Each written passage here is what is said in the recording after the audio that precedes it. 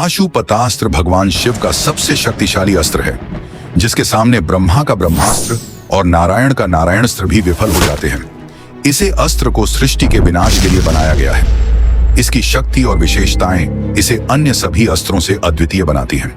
आइए जानते हैं कि यह अस्त्र कितना शक्तिशाली है और किन किन योद्धाओं के पास यह अस्त्र था। पाशुपतास्त्र का निर्माण और इसका उद्देश्य क्या था? पौराणिक कथाओं के अनुसार भगवान शिव ने पाशुपतास्त्र का निर्माण विशेष रूप से त्रिपुरा नाम के 3 दुष्ट और अभेद्य नगरों को नष्ट करने के लिए किया था।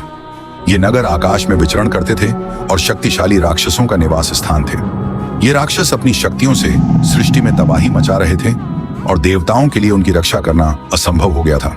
अंततः भगवान शिव ने इन राक्षसों का वध करने के लिए पाशुपतास्त्र का निर्माण किया, जिसे अत्यंत शक्तिशाली बनाने के लिए ब्रह्मांड के 5 तत्वों अग्नि, जल, वायु, पृथ्वी और आकाश की शक्तियों को इसमें समाहित किया।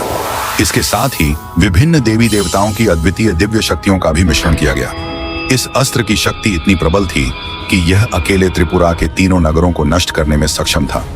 जब समय आया, भगवान शिव ने पाशुपतास्त्र का उपयोग करते हुए त्रिपुरा के 3 नगरों पर प्रहार किया और इस अस्त्र की प्रचंड शक्ति से 3 नगर एक ही क्षण में नष्ट हो गए। इस प्रकार शिव का यह कदम सृष्टि की रक्षा के लिए अत्यंत आवश्यक था, क्योंकि त्रिपुरा के राक्षसों के विनाश के बिना संसार में संतुलन बनाए रखना असंभव था।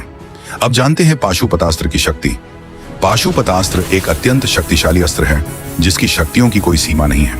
यह इतना प्रचंड है कि यदि इसे महाभारत में चलाया जाता तो यह केवल एक पल में संपूर्ण युद्ध को समाप्त कर देता। यह अस्त्र आंख, दिल और शब्दों से नियंत्रित किया जा सकता था।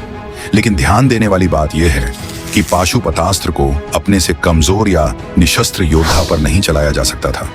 ऐसा करने पर यह अस्त्र वापस चलाने वाले का ही नाश कर देता। मान्यता है कि जब सृष्टि का समय पूरा होगा, तब भगवान शिव इस अस्त्र और अपने तीसरे नेत्र का उपयोग करके सृष्टि का विनाश करेंगे। किन किन योद्धाओं के पास पाशुपतास्त्र था? पाशुपतास्त्र केवल कुछ विशेष और योग्य योद्धाओं को दिया गया। महाभारत में अर्जुन को भगवान शिव द्वारा पाशुपतास्त्र प्राप्त हुआ था।